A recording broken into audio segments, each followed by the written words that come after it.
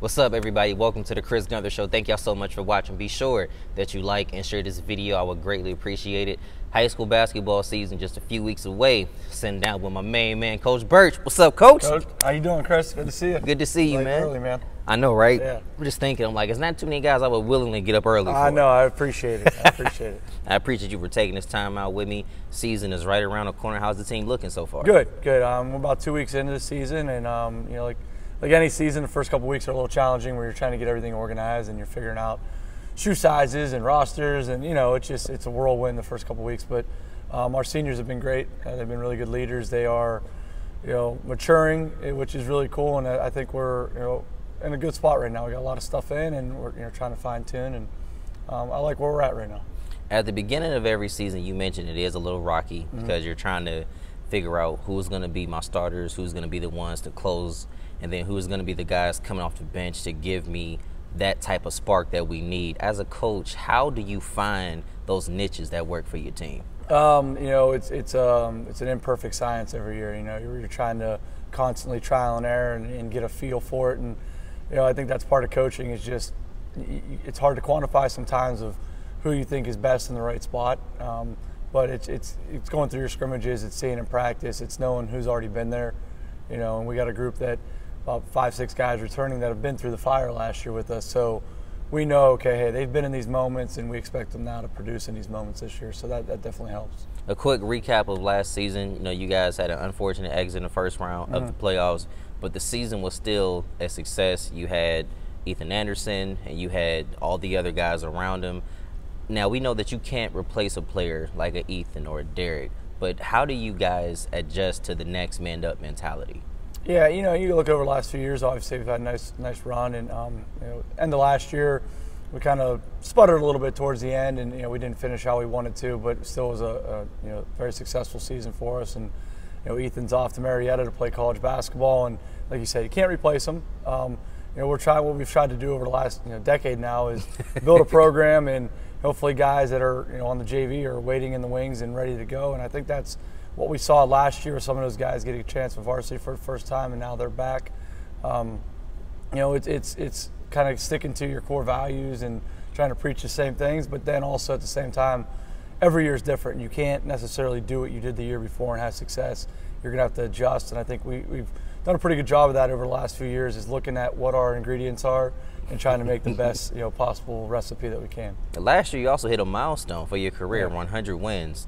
Man, that is not an easy thing to do. Like, can you take me back through that process? You know, if you would have been around the first few years, I don't think anyone thought 100 wins would have happened, myself included. You know, we had a couple rough years early on, and you know, I always kind of had a self-belief in what we were doing, and knowing that if, you know, I treat people the right way and we do things the right way, and we're, you know, kind of committed to the long term, that eventually we would catch the right group, and we'd catch the right group of kids to get us over the hump. And it kind of happened in increments where we had, you know, one year we went from a few wins, we got to like 9 wins, and it felt good. Like, okay, we're on the right track. And a couple of years later, we got to, I think, 19 wins. It's like, man, like, starting to pay off. And then we had one little bump in the road, and we had a group come through that, you know, really embodied everything that we wanted.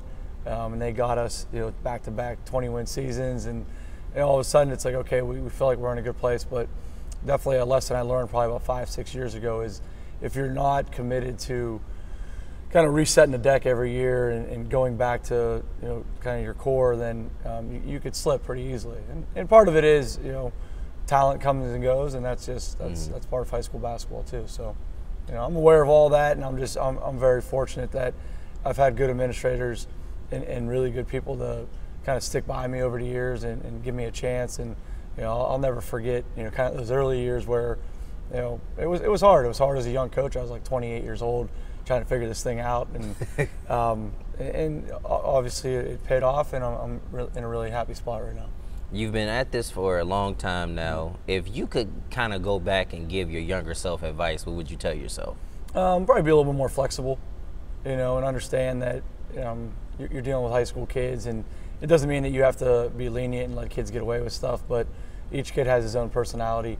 And I think the more you recognize that and kind of respect that and work with those kids, it's better for your team. You know, some kids you could jump and get after, and they're going to respond. Some kids, they're going to shut down, and you might lose them. So, I think just kind of figuring out the personality each year is really important. It's not my way or the highway. It's our coaching staff's decision. It's working with seniors. It's kind of a whole picture, and I've just learned that over time. What are going to be some keys to success this year for the team? A lot of the same things that I think we've tried to hang our hat on the last few years. We're playing unselfish and playing really hard. On the offensive end, we stress ball movement side to side, create opportunities for one another. That's still going to be the case. That's something that I think every year will be hopefully who we are. And then defensively, can we get after it? Can we challenge people and really work together? And both of that just goes back to teamwork. It goes back to trust. It goes back to, is our group connected on and off the floor? And I feel like these guys are right now. I feel like they're, they like each other. They're a good group. They're working really hard together, and I feel like we're on the verge of something pretty cool again. Who are going to be some of the key guys on the team this year? A lot of it will begin and end with Trader Petro. He's a guy that's been around the last couple of years playing. He's got a very versatile skill set. We're using him probably more on the wing and kind of high post area this year, trying to get the ball in his hands and play through him.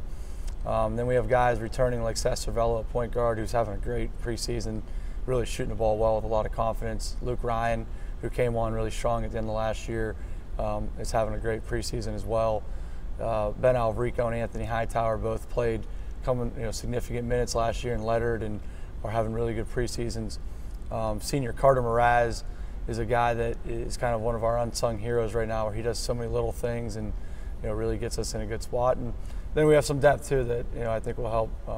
Brady DiPietro, who was injured last year, couldn't play. Mm-hmm. He's getting healthier and healthier. Nico Holshoe, as a sophomore, is giving us some depth, and a lot of seniors. Actually have 11 seniors this year, which is not typical, but it really worked out. And it talked about putting a picture together every year. And when we sat down, we thought this gives us our best team this year, and we added a couple guys that hadn't been on the team the last couple of years, and guys like Tommy Naraki and Danny Zaran are been in the program, and they're ready for their opportunity. They're going to give us a lot of nice depth, so we're excited.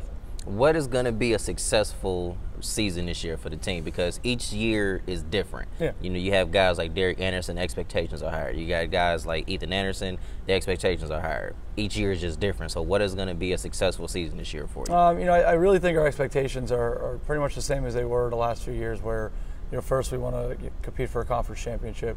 We'd like to put ourselves in position to compete at the district level. But then I think it goes back to the expectation of, what kind of program do we have? How do we treat each other? How do we represent each other, in the school and in the community? Like, those are the expectations that really don't change every year. It's, I take a lot of pride in hopefully our guys are acting and doing things the right way. So that's really, if we're doing that on and off the floor, I think then you see success on the floor. And that's something that we've really tried to hammer home over the last, 5, 6, 7 years now. Every coach looks at their schedule, and we know for a fact that there's one game highlighted that you say, I really can't wait to see how we match up against them. Who would that team this year be for you? I don't know if I could choose one. I mean, we start with Cheney off the bat, and they've had such a great run the last few years, and we've had some battles with them. And I love to see how they replace a couple really good players, and we replace a couple really good players. How has each team kind of adjusted in the offseason into a new year?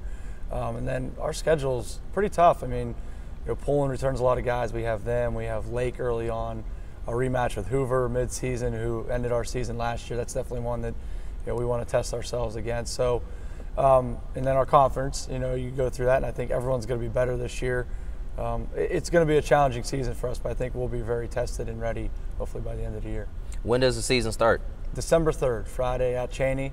Yeah, it'll be fun. I'm excited. I know they're long and athletic, and they got some guys back. They got some young guards that had a chance to play a little bit last year, but trying to replace a Sherrod and Cam. I mean, those guys could play, and I really loved playing against those guys the last couple of years, because you knew if you didn't bring it, you were in for a night. So it'll be fun though. Marlon does a great job, and he's building a nice program over there. So it's the challenges we want, the battle for Youngstown. It's fun. It's always fun to cover it too. Like, that game last year was in overtime. Yeah. I loved it because it really could have went either way. And the season before that, it was the exact same thing. So anytime you're playing against the inner city rivalry, it's always fun. If anybody wanted to, learn more about the team, or if they want to come out and support, how could they do that? Attend our game. We have a Maroon and White night next Friday. It's kind of our team preview, and It's a glorified practice. Teams get up and down a little bit, but it's fun. It's a good event where all the kids get introduced, and then our season gets rolling. Like I said, December 3rd. Our first home game is shortly after that, so it's coming quick. We're only a few weeks away. Love it. Coach Burch, thank you so much for your time. Chris, I appreciate you, and congratulations on your new endeavor. Not too many guys would be here on a Saturday morning, going back to their roots, but I really appreciate you. No problem. I appreciate you guys for welcoming me and taking me into this Boardman Spartan family, because I will be covering Boardman again this year, ladies and gentlemen. Nothing else needs to be asked. Coach Burch on the Chris Gunn Show. Thank y'all so much for watching. Cue my theme song. Gotta go.